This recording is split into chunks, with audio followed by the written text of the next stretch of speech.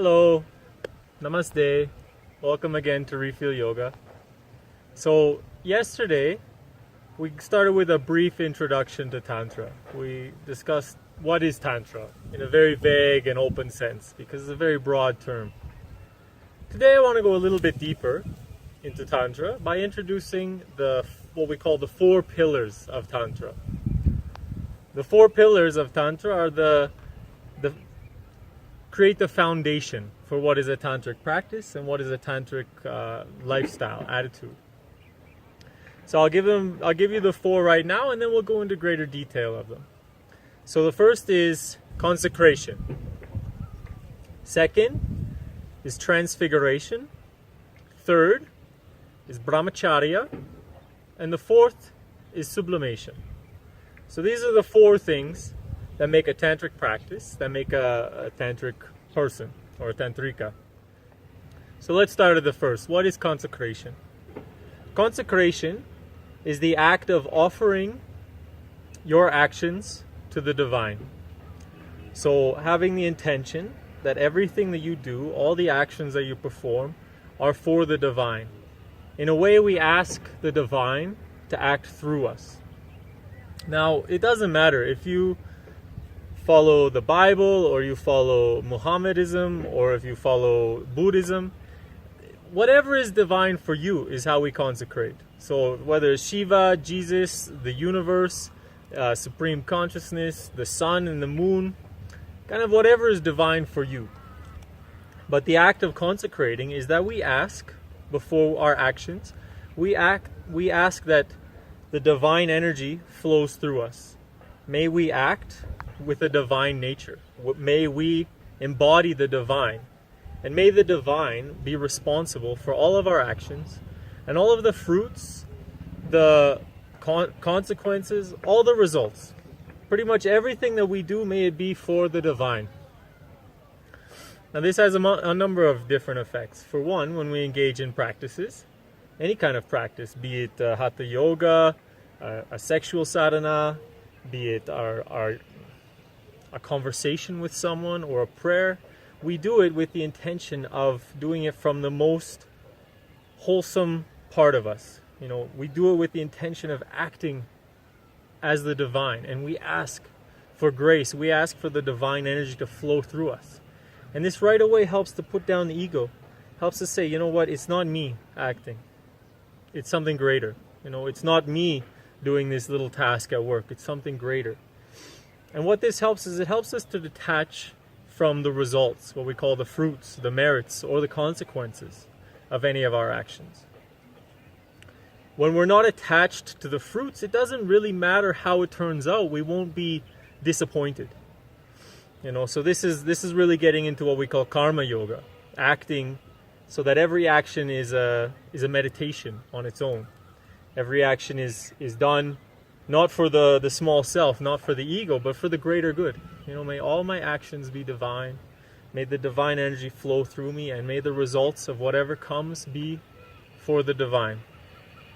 This is consecration. And this is the first step of what I consider any yoga practice. Because any yoga practice, we really want to not kill, but, put down the ego. Not put down insult, but, not inflame the ego.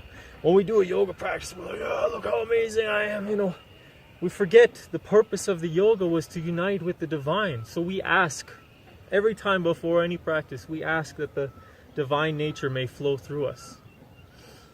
This is the first pillar of Tantra, consecration. The second pillar is transfiguration. Transfiguration means to see the divine in everything, in everyone. See the divine in your partner, in your boss, in your dog, in this plant, in this rock, because it's all divine. And this is a beautiful practice because when we can see the divine in everyone else, it makes us a lot less judgmental. It makes us a lot more patient. It makes us a lot more understanding. Because we see that everyone is just a representation of this divine energy. Everyone has this Shiva, this Shakti, this divine essence inside of them. We just get confused along the way. We get distracted. We have knots and contractions, what we call samskaras, that prevent us from acting the way that we always want to.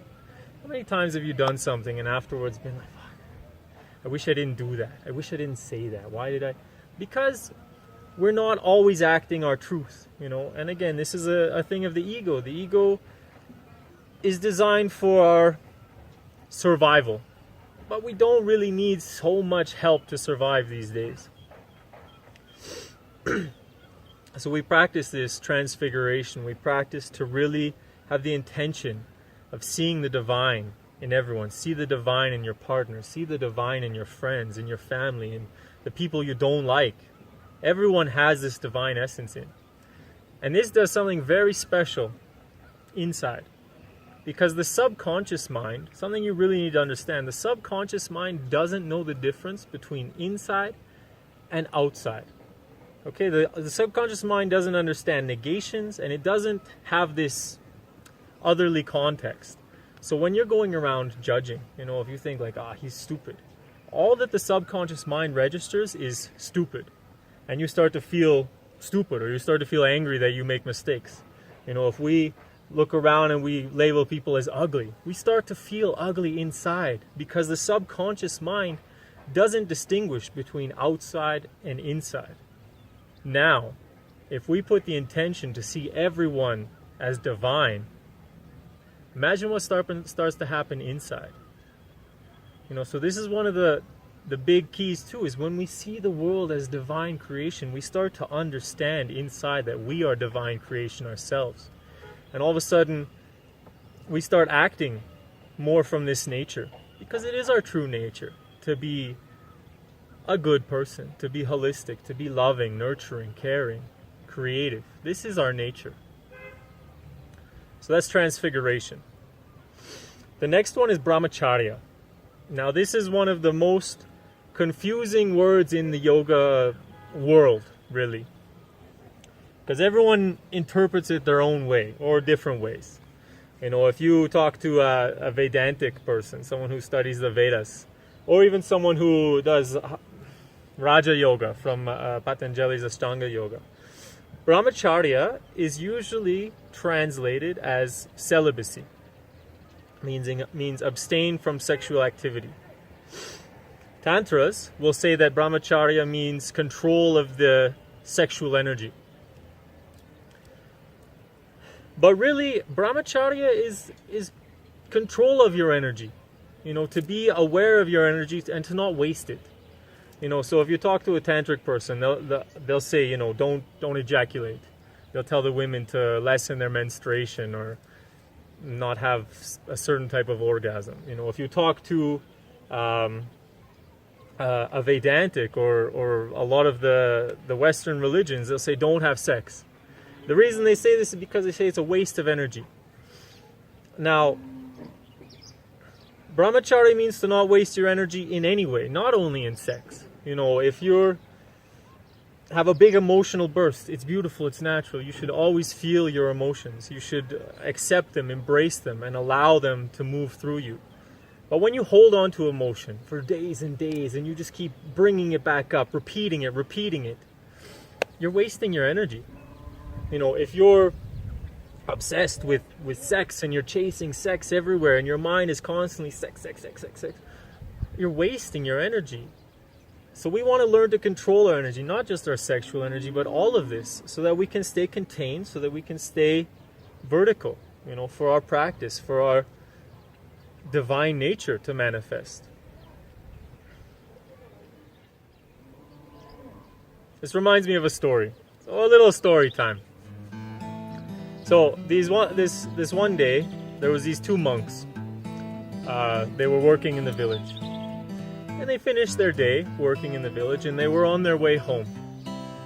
And on the way back to the monastery, there's a river that they have to cross. And they get to the edge of the river, and there's this woman standing there. This beautiful, gorgeous woman, long hair, a white dress, divine. And she says, I need help to cross the river. And the older monk, the senior monk, he picks her up, carries her across the river, and leaves her on the other side. But the junior monk says, what is going on? We can't touch women. Oh my God, my senior monk, he just picked up this woman, he just touched her. I gotta tell the guru, what do I do? You know, so they're walking home and they're still chatting, but he's got this in the back of his mind. And they get back to the monastery and they go check in with the guru and they say, oh guru, you know, we did this, it was very good. Oh, very good, my child. Whatever happened. And then they say, okay, thank you, guru, goodbye. And the senior monk leaves and the junior monk stays behind. He says, guru, I have to tell you, my senior monk, on the way back, he touched a woman. He picked her up, he carried her across the river, and he helped her across the river. We're not supposed to touch women. And the guru says, my son, your senior left that woman on the side of the river. You're the one who still carries her. So this can be a good example of what Brahma Chharia is. You know, to be in control, to be present, to be right now and not allow our energy to be wasted on things that aren't real. You know, it can be sexual fantasy, it can be emotional drama, it can be anticipation of a future that may or may not happen. All of these things are wasting our energy. So we want to learn to cultivate control and awareness of our energy so that when we need it, we can bring it forth full power. This is being a tantric practitioner, using that power when it's needed. And the last pillar of Tantra is sublimation. Now again, sublimation is often connected with the sexual energy.